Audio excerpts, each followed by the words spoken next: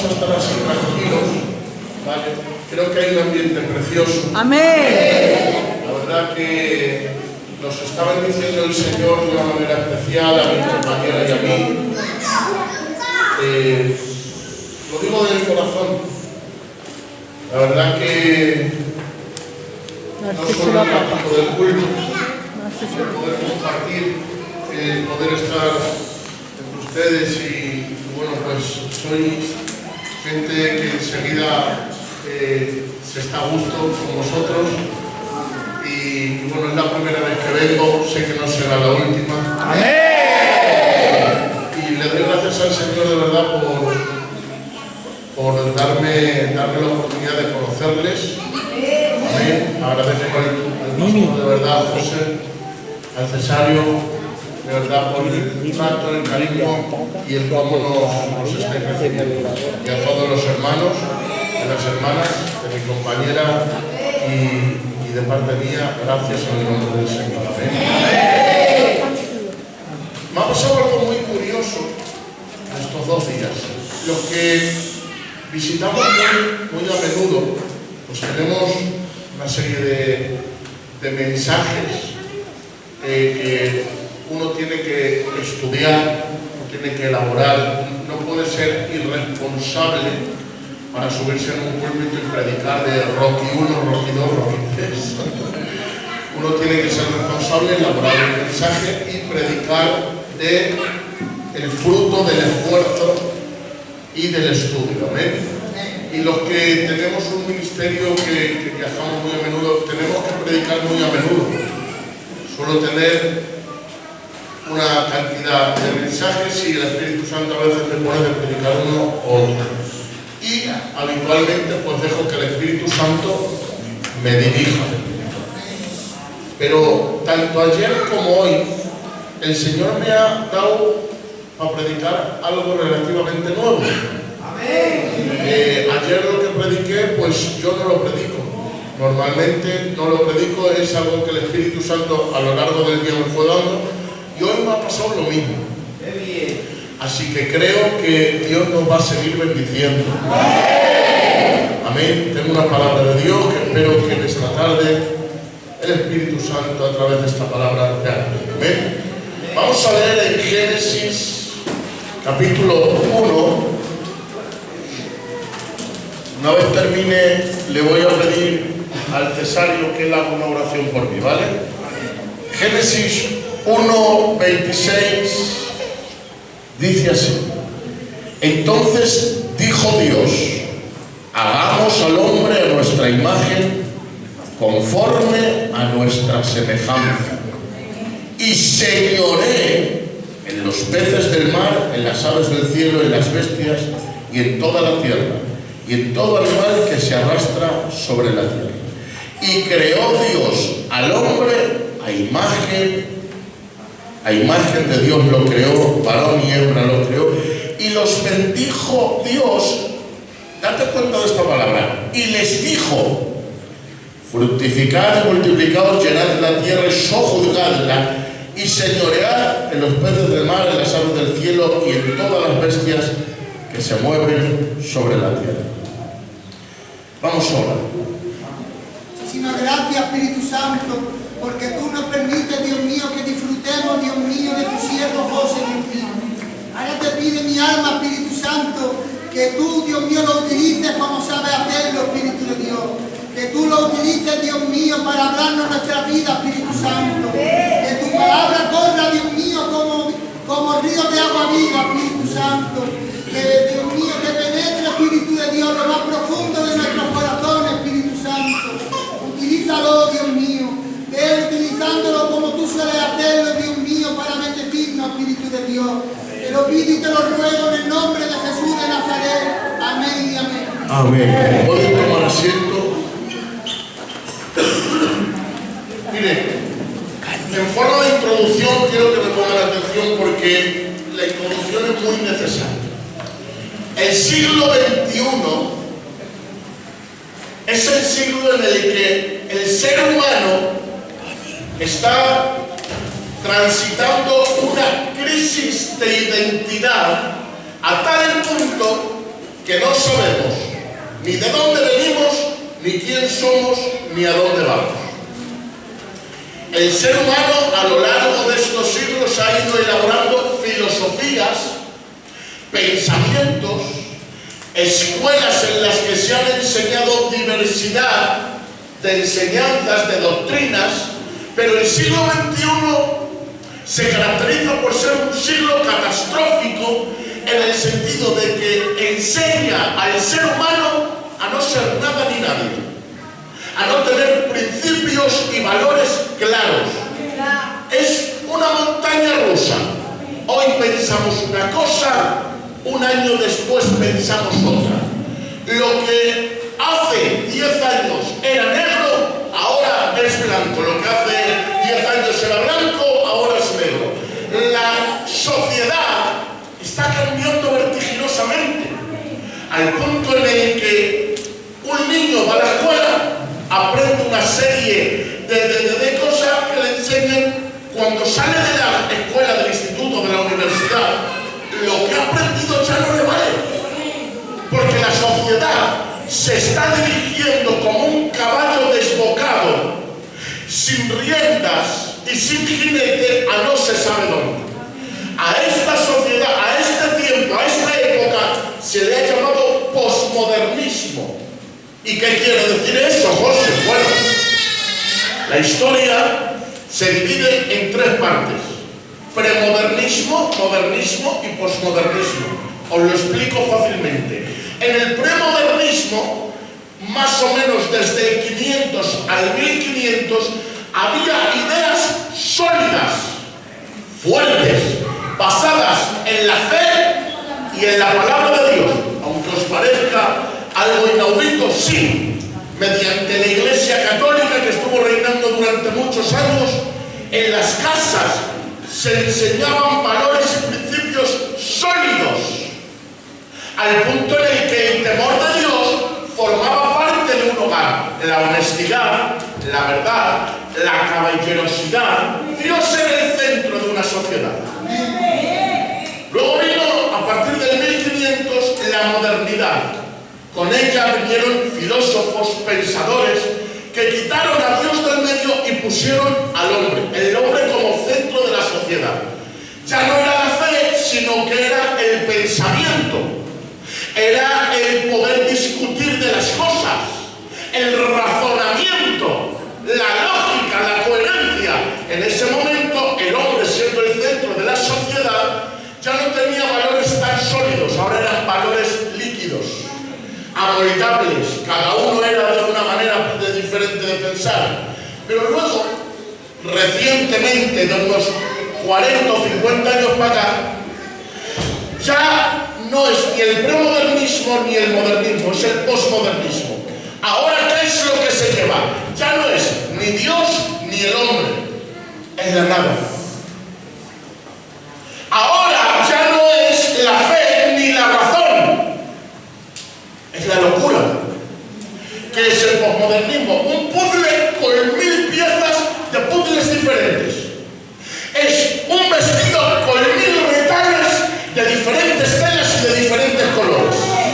El posmodernismo es un jarrón roto en 1000 trozos que no se puede volver a unir. El posmodernismo es una foto sin cara y sin imagen. El posmodernismo se puede ver en el arte contemporáneo.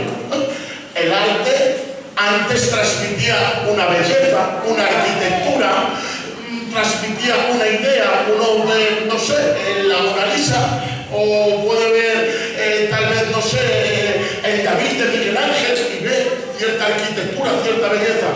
El posmodernismo hoy es coger un plátano, ponerle un esparadrapo y ponerlo en la pared. Y uno dice, eso es arte, eso es posmodernismo.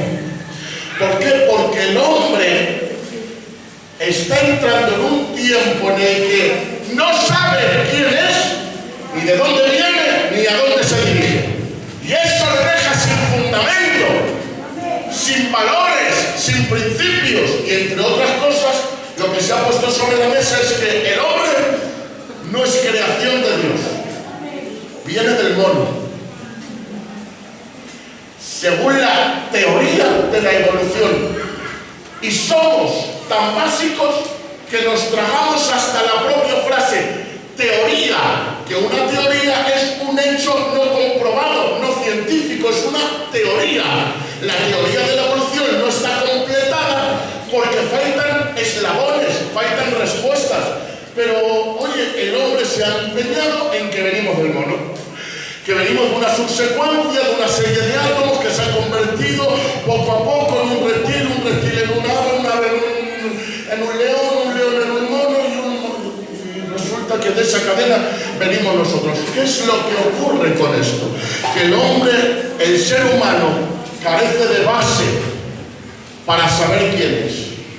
Si el hombre no tiene el principio fundamental de saber que viene de un creador, que viene de un origen, con una serie de valores, con una serie de principios, con un razonamiento claro, el hombre es un animal sin moralidad. Y está perdido. ¿Me dejáis que sea libre?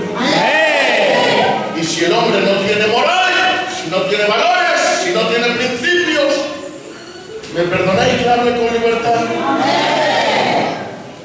Da igual, uno puede ser hoy un terian.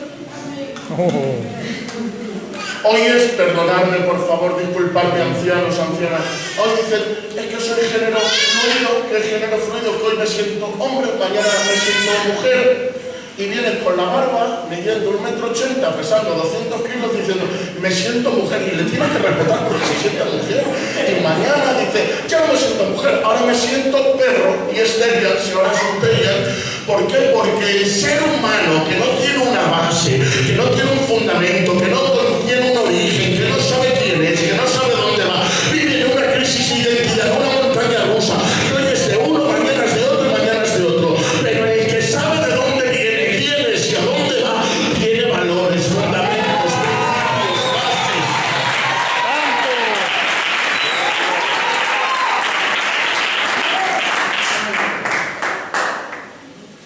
Esa guitarra tiene una materia prima. Posiblemente no sea madera de ciprés, pero detrás de la materia prima hay un artista.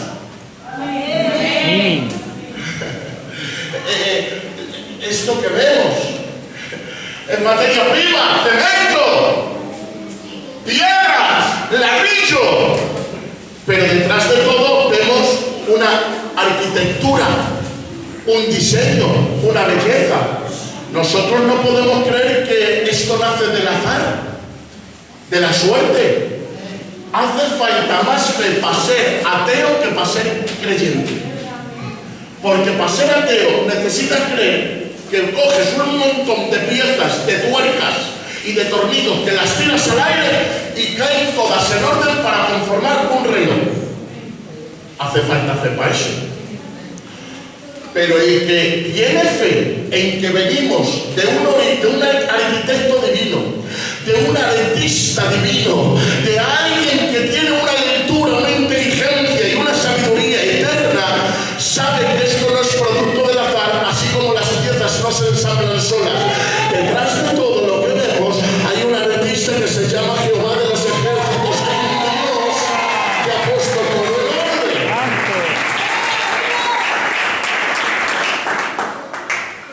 Esta guitarra, seguro que tiene una firma.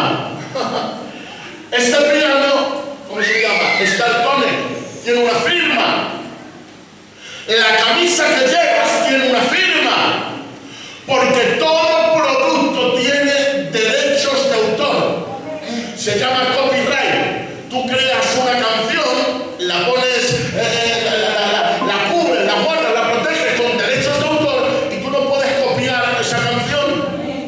Tú no puedes alterar ese producto. ¿Por qué? Porque tiene copyright, tiene derechos de autor. Mi alma te alaba. Déjame que te lo diga.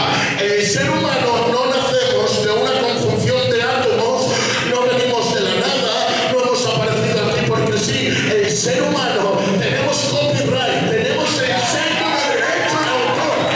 Dios es el creador del ser humano.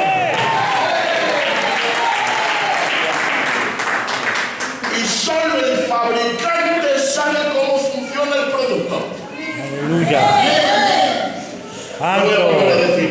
Solo el fabricante sabe cómo funciona un producto. Amén. Yo no puedo coger el microondas y meter ahí las zapatillas.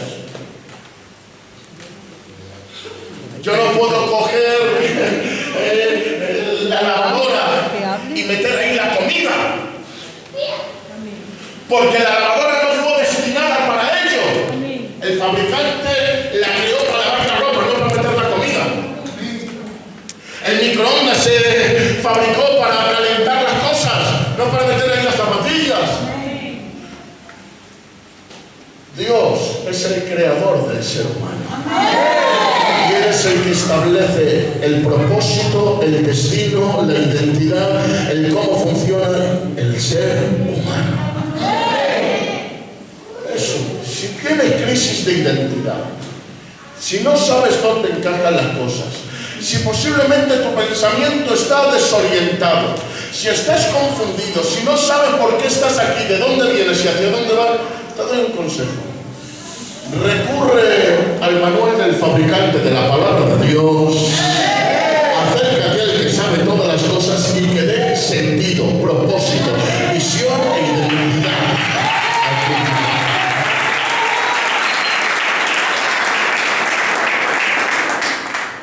Y déjame decirte algo maravilloso. El ser humano viene de Dios, pero atención a lo que voy a decir. ¿Por qué estamos aquí? ¿De qué va todo esto? ¿En qué consiste la vida? ¿No te has hecho alguna vez esa pregunta? Te lo voy a lanzar. Esta es la respuesta. Somos la expresión del amor divino. Amén. Te voy a dar un texto en Efesios 1, versículo 5. Hablando del ser humano. En amor, habiendo sido destinados para ser adoptados hijos suyos por medio de Jesucristo. Atención, este es el motor, según el puro afecto de su voluntad. Y luego más adelante dice, en quien tenemos redención por su sangre. Te lo voy a traducir en palabras que puedas entender. El motor de toda decisión de Dios para crearnos es el amor. El amor es el motor de la decisión para adoptarnos como hijos suyos y atención, y luego ser rescatados por su sangre. Y esto implica tres cosas, atención. Que Dios nos creó no porque tuvieran necesidad, sino porque Él quería. No fue la necesidad, sino el afecto. Siento a Dios. A su nombre. A su gloria. ¿Me dejáis que os diga algo? Eso lo llevamos diciendo toda la vida, pastor. A su nombre, gloria. A su gloria, más gloria. Matrimonio de Filadelfia, no pasa nada. Vamos a seguir diciendo que no pasa nada. Está bien, está bien. ¿Te puedo decir una cosa? Está mal dicho. ¿Por qué, José? Porque tú puedes dar gloria a su nombre, pero no puedes sumar más gloria a la gloria que Él ya tiene. ¿Por qué? Porque si tú pudieras sumarle gloria, implicaría que la gloria podría alterarse. Si le puedes dar gloria, le puedes restar gloria. Y las blasfemias de los hombres le restarían gloria y nuestras alabanzas le sumarían. Dios tendría más gloria o menos gloria. Y su gloria tiene que ver con su ser interno. Déjame que te lo diga así. Dios no es más porque le alabas, ni es menos porque la gente le blasfema. Por lo tanto, tú no puedes sumarle más gloria ni puedes restarle gloria. Y algunos dirán, José, entonces ¿para qué nos ha creado? No te equivoques. No nos creó para tener más gloria de la que Él ya tenía, sino para compartir con nosotros la gloria que Él tenía antes de que nosotros fuéramos. Y eso implica una verdad tremenda. Dios no nos necesita. autoexistente, autosuficiente, eterno, inmutable. No puede cambiar, no puede ser alterado. Él no es Dios por democracia. Ahora, mañana, para los futboleros, se presenta Florentino Pérez, el presidente del Real Madrid, con otro candidato. Mañana tienen que votarle. El que salga votado es presidente del Real Madrid por votación. Dios no es Dios por votación. Él no es rey por democracia. A Dios nadie le puso, por eso nadie le puede quitar. No le debe favores a nadie. Nadie le dio primero de comer. Dios es Dios. Es eterno, existente, sin necesidad de nadie. Y esto me encanta. Es para que nos crean. No nos necesita. Pero ¿qué dice la Biblia? Dios es amor. Y el amor tiene una naturaleza, amar. Y para poder amar necesita volcar ese amor sobre otros. Entonces, no es que Dios nos necesite para ser más, sino que en su expresión natural nos crea para poder amarnos y para poder volcar su amor sobre nosotros. Por lo tanto, el crearnos no es porque Dios nos necesite, es porque Dios nos ama. Amén. Siento su presencia. Pero es que va más allá todavía la cosa. Espérate. Dice, siendo destinados en amor por puro afecto de su voluntad. Es decir, porque Él quiere. Nos ha creado porque Él quiere. Pero ahora dice, para ser adoptados. Aleluya. Adoptados como hijos suyos. Yo le pregunté, pastor, al Señor, Padre, ¿por qué no has dicho para ser engendrados como hijos tuyos? Porque la analogía, la metáfora, el ejemplo hubiera sido tal vez más cercano. Porque el hijo por engendramiento parece ser que le toca más a los padres. Pero el Señor me dijo, José, no te equivoques.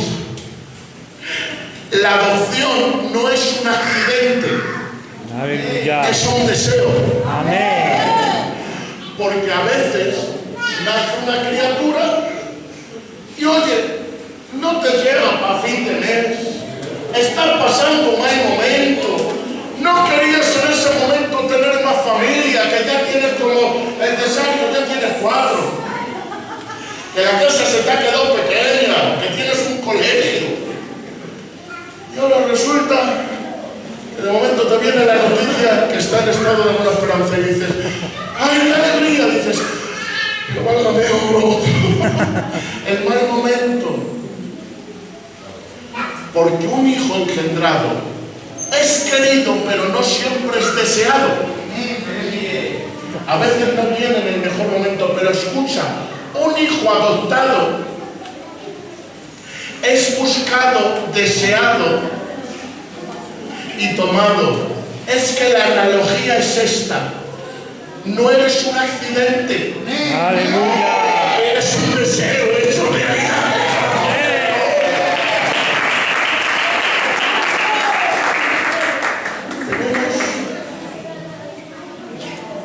Tenemos un matrimonio. ¿Está bien? Amén. Tenemos un matrimonio en el centro. Ellos son vecinos, no gitanos.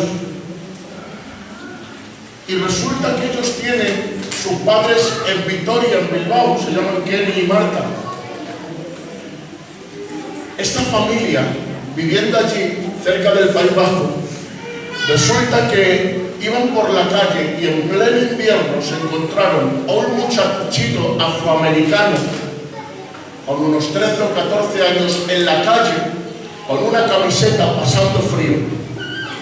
Le cogieron estos pastores, porque son pastores, se lo llevaron a casa le dieron techo, le dieron comida, le dieron ese amor, ese refugio, y lo terminaron adoptando.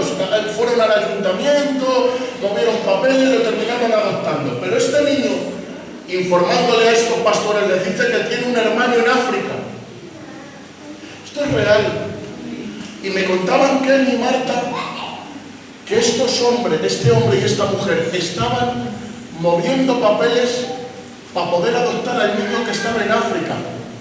Y me contaba, está aquí el Señor, me contaba este matrimonio diciendo: mis padres están pasándolo muy mal, porque tienen que ir a África, un país tercermundista, y cuando van allí corren grandes peligros, porque les tiene que coger un guía, les tiene que recorrer grandes distancias, a veces tienen que dormir en el suelo, tienen que ir visitándole a menudo. El niño está desnutrido, está enfermo, pero están moviendo los papeles para poder traérselo a España.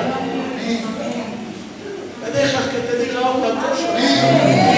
Cuando hablamos de adoptar, a la mente nos viene el mirar por catálogo a un niño rubito con la raya al lado, con los ojos azules como linternas, medio melladito, que te gusta así, medio melladito, con los mofletes sonrosados, gusanos, y dices: pues eso es adoptar, señores. Pero de la adopción que estoy hablando es la de estos otros. ¿Me perdonáis que os diga una cosa?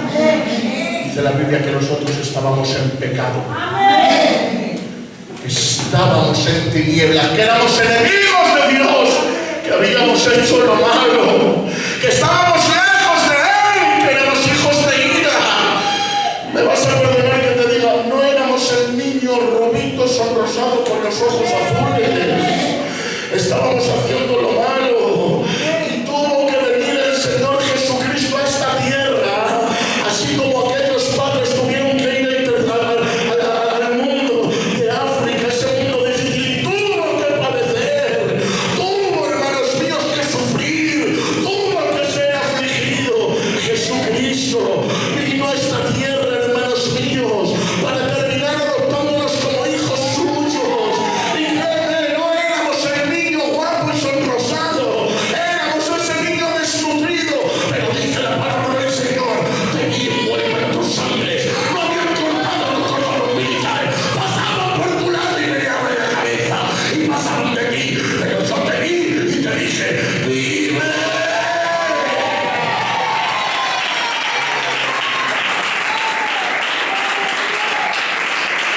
Es esa adopción de la que estoy hablando.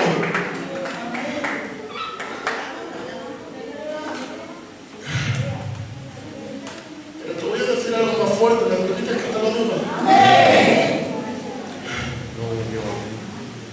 Dice: por medio de Jesucristo, según el puro afecto de su voluntad, para ser adoptados como hijos suyos. ¡Atención!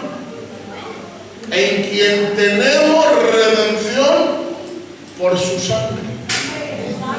Espera, que esto no solo le va a costar dolor, sufrimiento y aflicción. Al que nos va a adoptar como hijos le va a costar la vida. Te lo voy a decir de otra manera. ¿Estás casado? ¿Tienes niños?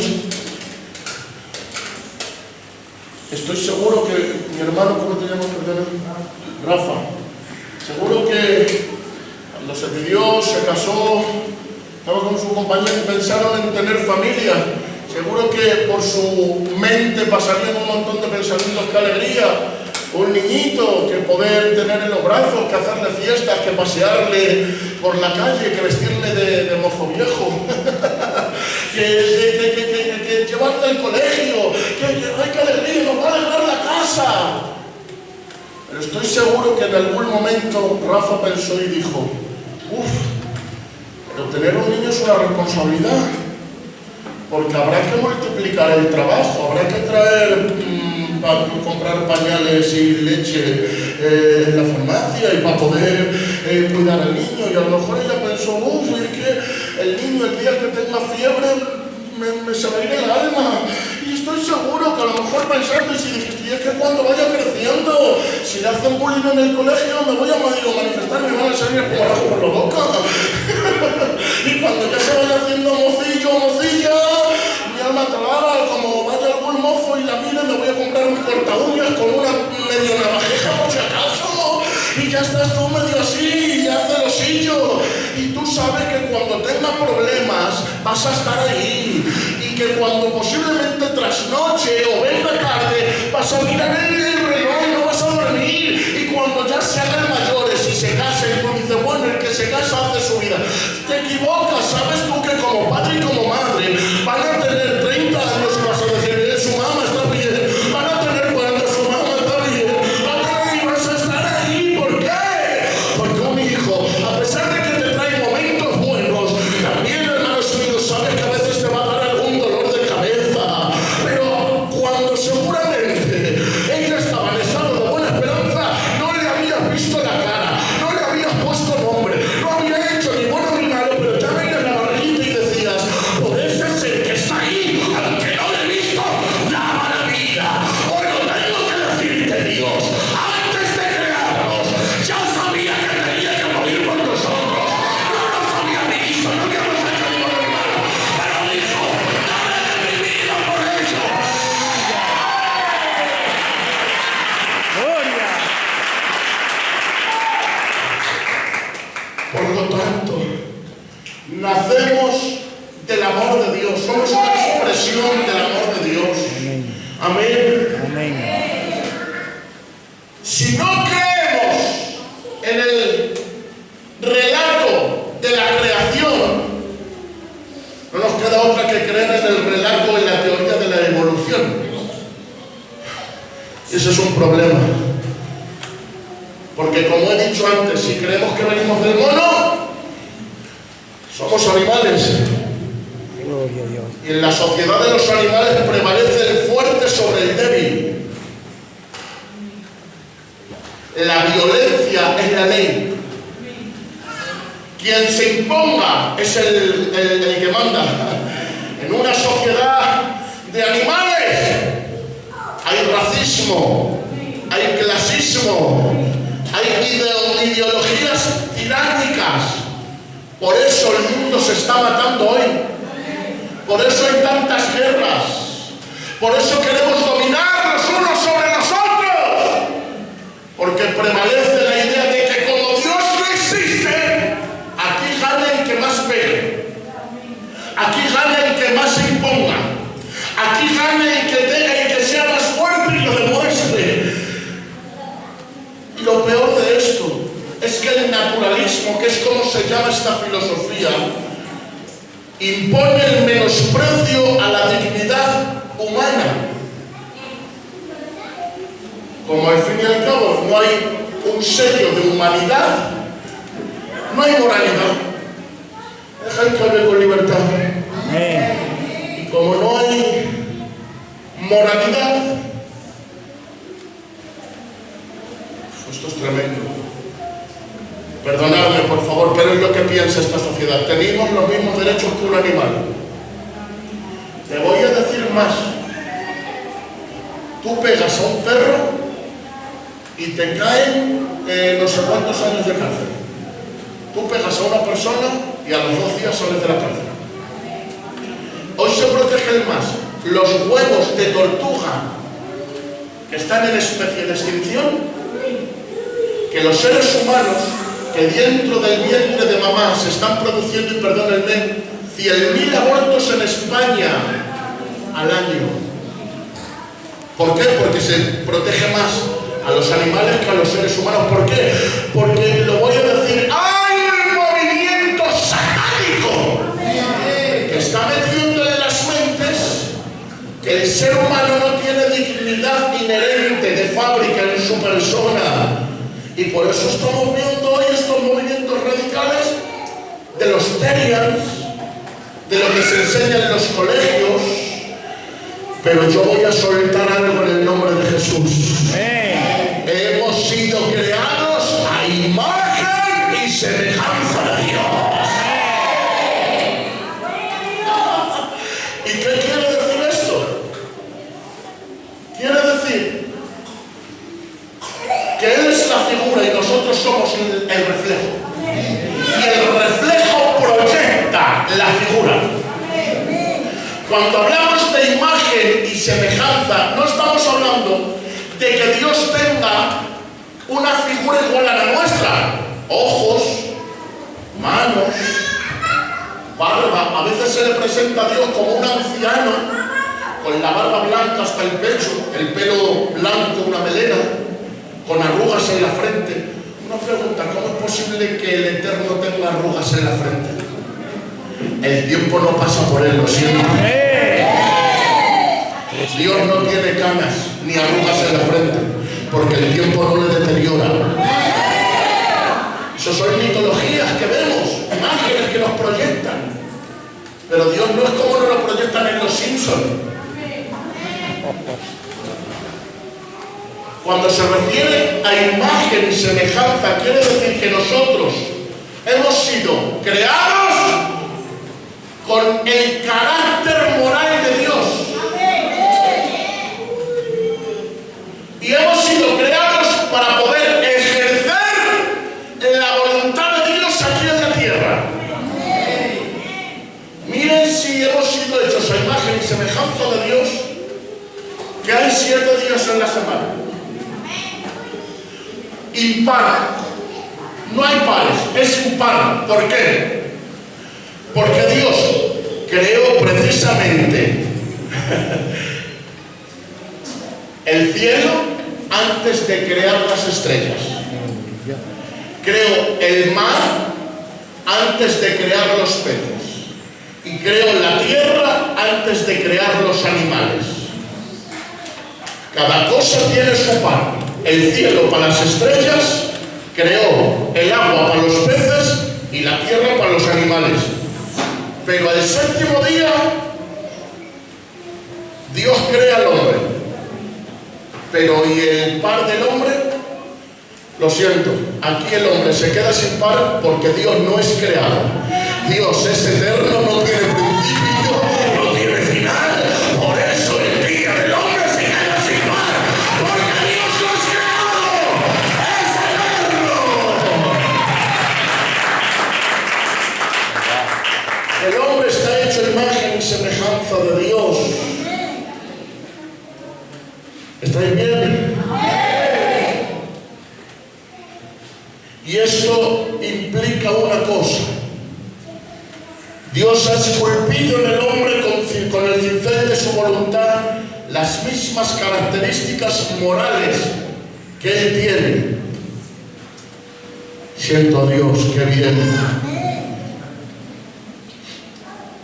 Os he pedido que prestarais especial atención a una cosa. Hay un momento en el que Dios se dirige al hombre y dice, y les dijo Dios, hablando al hombre, y les dijo Dios, anteriormente, dice la Biblia, y dijo, sea la luz, y dijo, sea el agua, y dijo, sea la tierra, y dijo, sean los animales. Es decir, no se dirige como un ente personal, y dijo, Dios no habla con el agua, Dios no habla con el sol, Aleluya. Dios no habla con los animales. ¿Por qué? Porque no tienen racionalidad. Pero al hombre dice, y les dijo, como si fueran seres racionales y personales con capacidad de contestar. Y es que el ser humano es el único ser en la tierra con capacidad de poder tener relación con Dios. Esa es la diferencia que tenemos con los animales. Que nosotros tenemos una parte que es la parte espiritual que conecta con Dios. Por eso somos un ente racional y Dios es un yo dirigiéndose a otro yo. Y ahora, quédate con esto. Si somos humanos tenemos capacidad de razonamiento. Pero atención, esa imagen que hay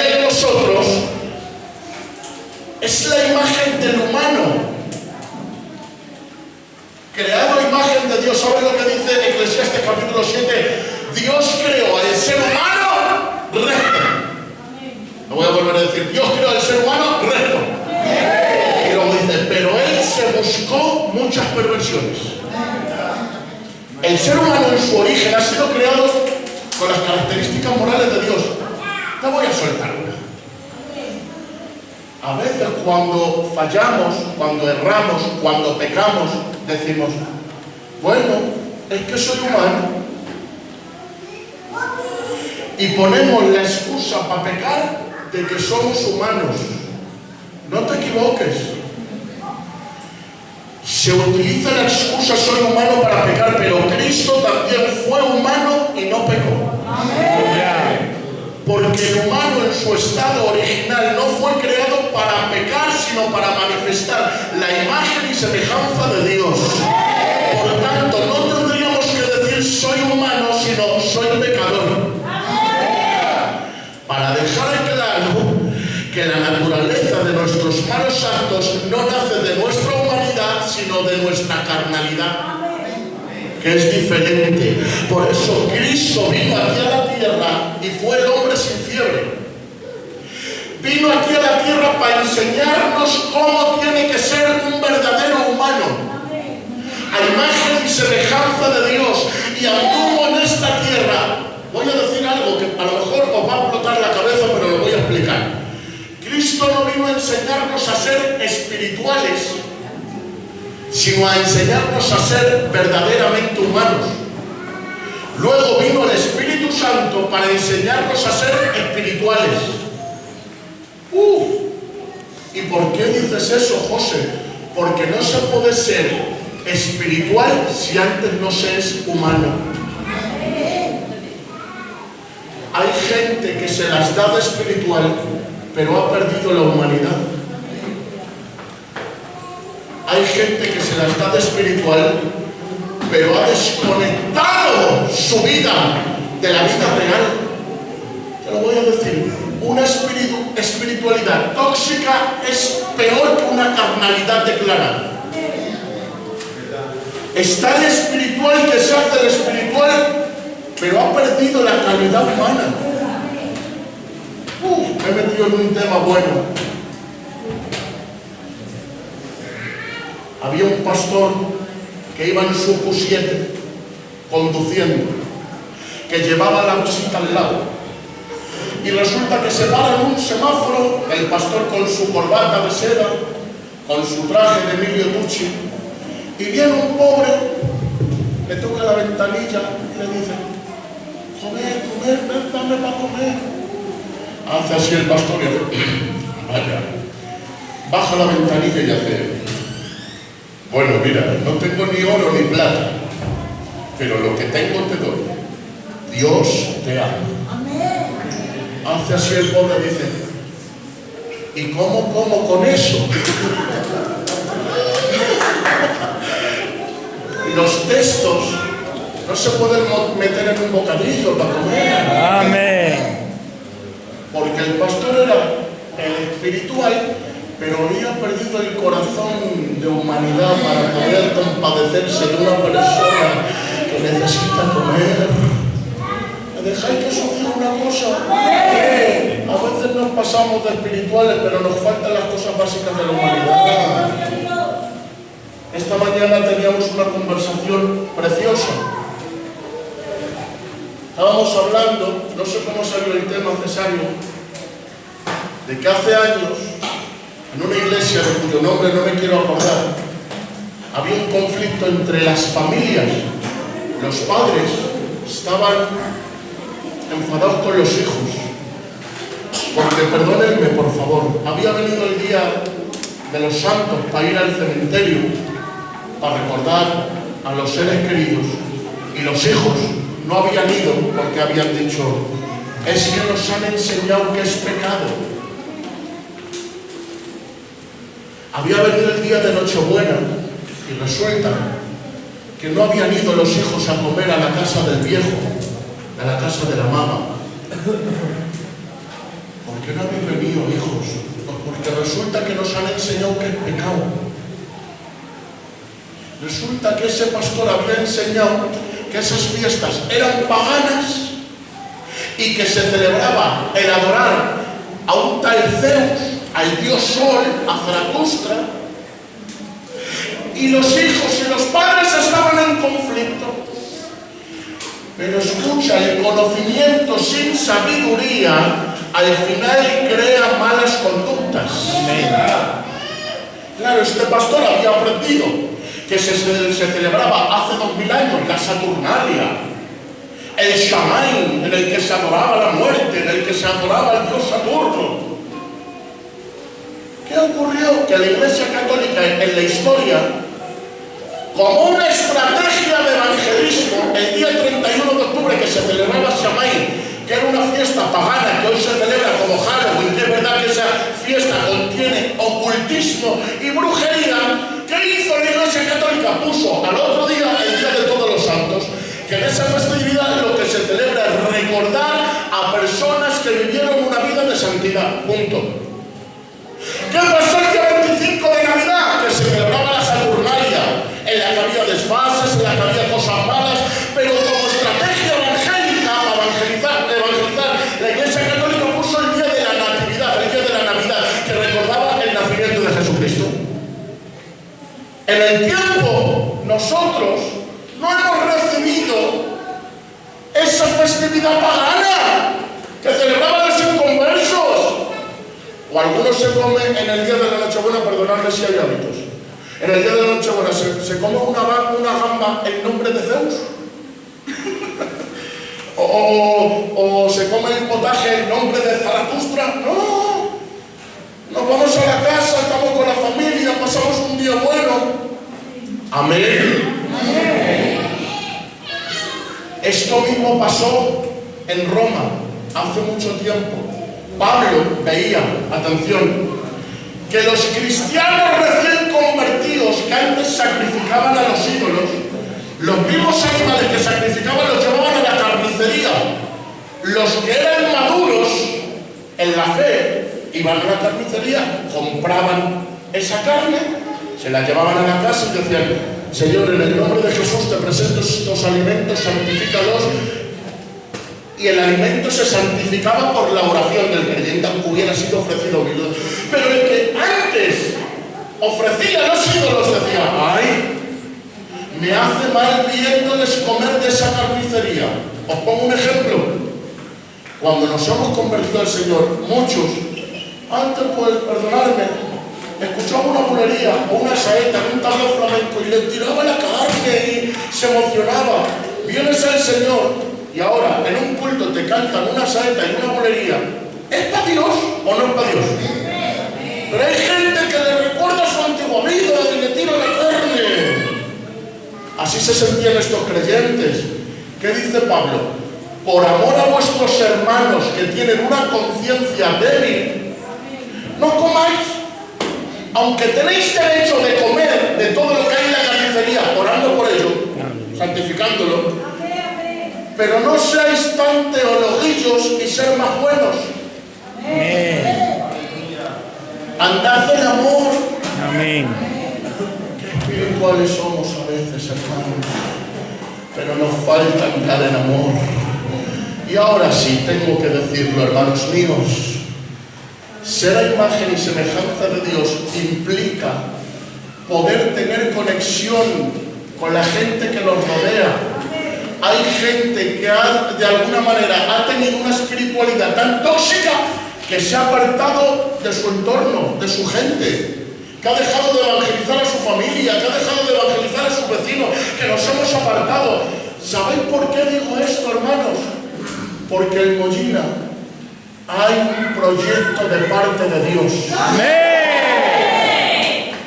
Antequera, Mollina, todo lo que hay alrededor necesita buenos ciudadanos. Amén. Necesita antorchas encendidas. Aleluya. Necesita gente que pueda compadecerse de los débiles. Gente que pueda ser representante de Cristo.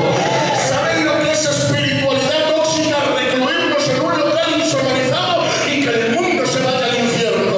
Pero señores, la humanidad verdadera implica el poder, ser como la levadura dentro de la masa para poder contagiarla del reino de Dios, ser como la sal en medio de la tierra, ser luz en medio del mundo. Señores, hemos sido llamados a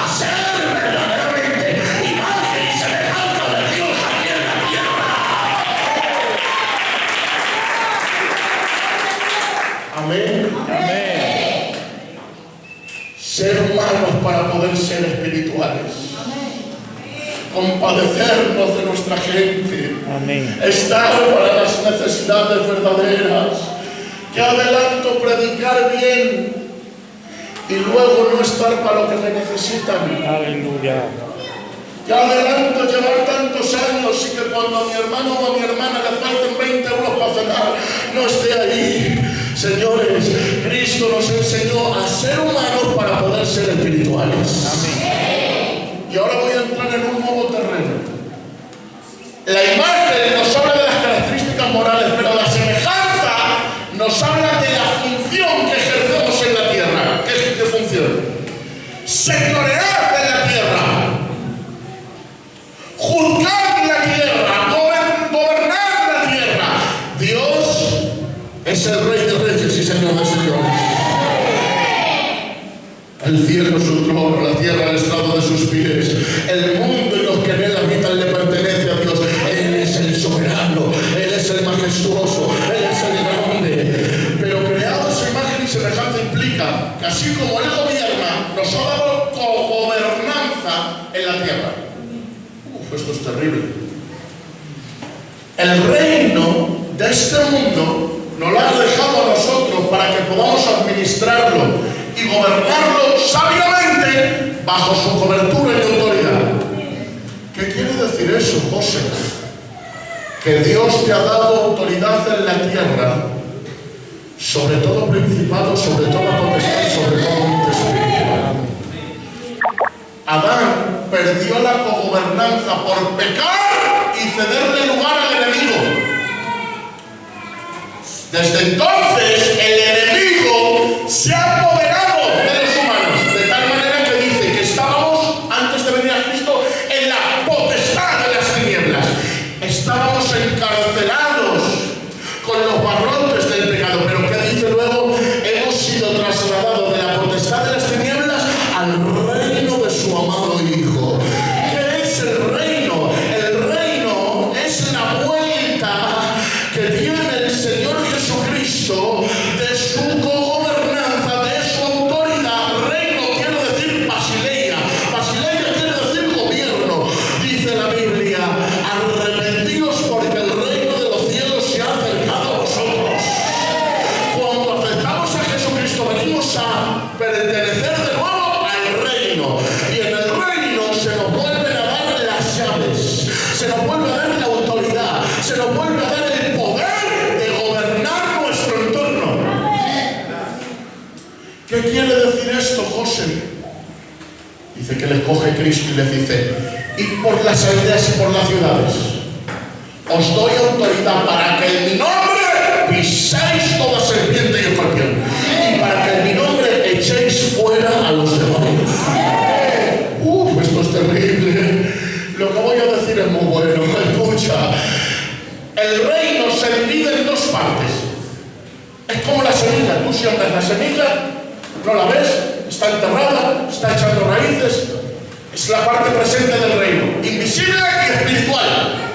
El Señor en su segunda venida traerá un reino milenial, físico, literal y visible. Dice: el reino de los cielos es semejante a una semilla que se planta, crece y se hace la más grande de las hortalizas, se queda en las aves del cielo y hace el nido en sus ramas. Hay dos partes: la de ahora, que es invisible y espiritual, está en el corazón del creyente, el reino de ahora. Pero luego está el reino milenial, que es cuando venga Jesucristo, que se manifestará de una manera física. Amén. En el reino literal, ¿sabéis lo que va a pasar? Que el demonio, Satanás, que Jehová lo reprenda, va a estar encarcelado durante 1000 años.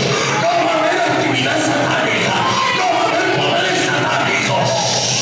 Por eso va a haber paz en la tierra, por eso va a haber bendición en la tierra, por eso pasará el cordero con el león, por eso habrá bendición y prosperidad en la tierra. Pero te lo voy a decir: Satanás será esclavizado, será encarcelado, porque antes se ha celebrado un juicio. En la gran tribulación vendrán 7 sellos.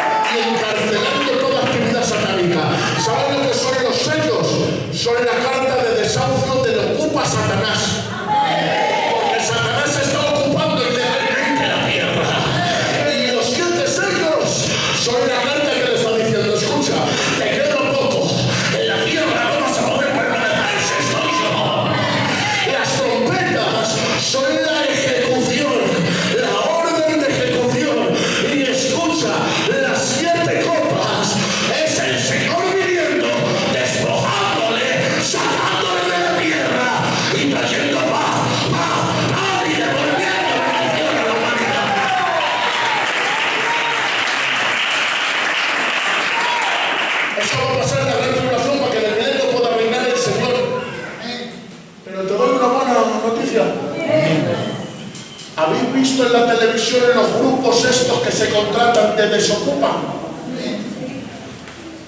Que de una manera express, antes de que venga la orden del juez, van a la casa y desahucian al inquilino.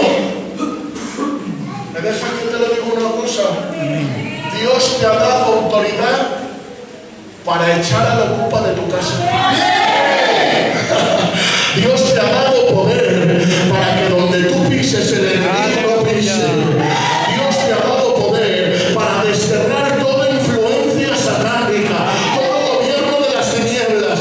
Tu casa le pertenece a Dios. Tu hogar le pertenece a Dios. Tus hijos le pertenecen a Dios.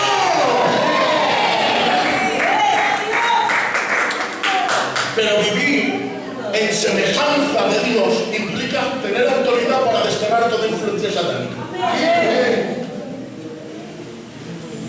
Y digo una cosa, el cristiano no puede ser poseído. Amén. Pero sí puede ser influenciado. Amén. Y en su alma puede haber ataduras de hábitos de pecado. En su alma puede haber ataduras en su mente. Incluso opresiones espirituales. José, ¿y cómo puede pasar eso? Porque el enemigo no posee, no opera desde adentro, pero opera desde afuera. Esas son opresiones satánicas que el Señor las reprenda. Amén. ¿Cómo puede llegar a tener influencias? Voy a poner un ejemplo. Resulta que han vendido una casa, ¿no, pastor? Una casita, que me has dicho cuántos metros tienes. 300. Imagínate que la casita del pastor, pues, tiene cancha de tenis, piscina, barbacoa, pasar choricito, panceta y esas cosas, que no te ha dado. Que tiene 3 pisos, que tiene unas cuantas habitaciones. Y resulta que se la dan al pastor en 10.000 euros. Qué chollo, ¿no? Pero resulta que el que está alquilando pone una condición. Te vendo los 370 metros cuadrados con la cancha de tenis, la piscina y la barbacoa. Solo te pide una cosa. Esta parcelita no te la puedo vender porque aquí hay un clavo que lo clavó mi tatarabuelo, que lo tenemos ahí como herencia, que nos trae grandes recuerdos y tiene un valor sentimental. Te vendo toda la finca menos el clavo. Ese trocito me pertenece a mí. Vale, pues no, quédate con el clavo. Resulta que empiezan a meter muebles, empiezan a adornar la casa y al cabo de 5 meses aparece el antiguo propietario. Toca el timbre. ¿Qué hace aquí? ¿Qué pasa, fulano tal? Dice, vengo a ver mi clavo. ¿Cómo? Sí, por contrato, ese clavo me pertenece, así que vengo a verlo. Perdonen con ustedes, discúlpenme. Pasa y se coge 2 bolsas de basura. ¿Dónde vas con esas bolsas de basura? Dice, voy a ver a mi clavo.